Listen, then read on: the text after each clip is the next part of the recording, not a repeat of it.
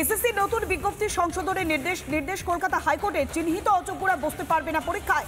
তার বাইরে বিজ্ঞপ্তিতে আর কোনো বদল নয়, অর্থাৎ যে বিজ্ঞপ্তি প্রকাশ করা হয়েছিল সেখানে কোনো বদল নয়। সেখানে একমাত্র যে সমস্ত অযোগ্যরা অর্থাৎ চিহ্নিত অযোগ্যরা তারা কিন্তু বসতে পারবে না পরীক্ষায়। এসএসসির নতুন বিজ্ঞপ্তি সংশোধনের নির্দেশ দেওয়া হয়েছে, যেখানে মূলত সংশোধন করতে বলা হয়েছে চিহ্নিত অযোগ্যরা বসতে পারবে না পরীক্ষায়, এমনটাই নির্দেশ দিয়েছে কলকাতা হাইকোর্ট। তার বাইরে বিজ্ঞপ্তিতে কোনো পরিবর্তন করা হচ্ছে না। আইনজীবী ফিরদৌস শামীমের বক্তব্য শোনাবো।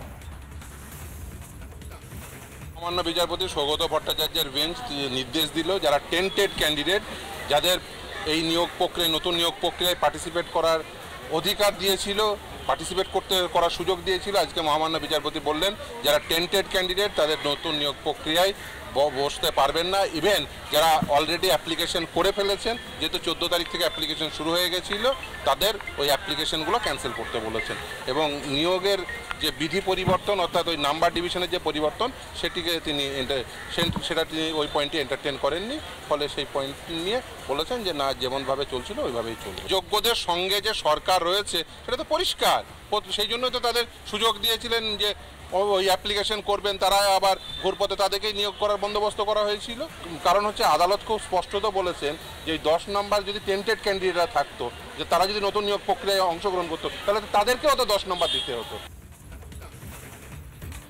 আদালতের স্পষ্ট নির্দেশ, যারা চিহ্নিত অযোগ্য তারা কোনোভাবেই পরীক্ষায় বসতে পারবে না। তার বাইরে বিজ্ঞপ্তিতে আর কোনো বদল হচ্ছে না, এমনটাই নির্দেশ দিয়েছে কলকাতা হাইকোর্ট। আদালতের এই নির্দেশকে সাধুবাদ জানিয়েছেন কেন্দ্রীয় শিক্ষা প্রতিমন্ত্রী তথা বিজেপি সাংসদ সুকান্ত মজুমদার। হাইকোর্ট তো সুপ্রিম কোর্টের রায়ের বাইরে যেতে পারবে না, তো স্বাভাবিকভাবে হাইকোর্ট সেই রায় দিয়েছে যে সুপ্রিম কোর্টের রায়ে যে বিষয়টি বলা আছে এবং স্পষ্টভাবে বলা আছে।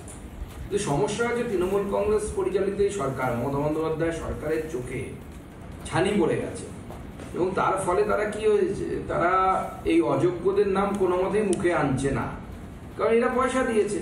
তো যাদের পয়সা নিয়েছে, তো তৃণমূল সে তাদের প্রতি তাদের বিশ্বাসযোগ্যতা বা তাদের যে আনুগত্য, সেই আনুগত্যটা বারবার প্রমাণ করার চেষ্টা করছে। আর জানে তারা যে যদি তাদের নাম বলে দেয় তো তারা তো ছেড়ে কথা বলবে না, তারা তৃণমূলের লোকাল নেতাদেরকে ধরে পিঠের চামড়া তুলে নেবে। হাইকোর্ট বলেছে মানতে, তা মেনেই কলেজ খোলা হয়েছে। নতুন বিধিনিষেধ আপনারা জারি। নানা ধরনের কন্টেন্ট দেখার জন্য লাইক করুন, শেয়ার করুন আমাদের ফেসবুক পেজ, সাবস্ক্রাইব করুন আমাদের ইউটিউব চ্যানেল। পাশাপাশি অন্যান্য ব্রেকিং নিউজের জন্য অবশ্যই চোখ রাখুন রিপাবলিক বাংলায়।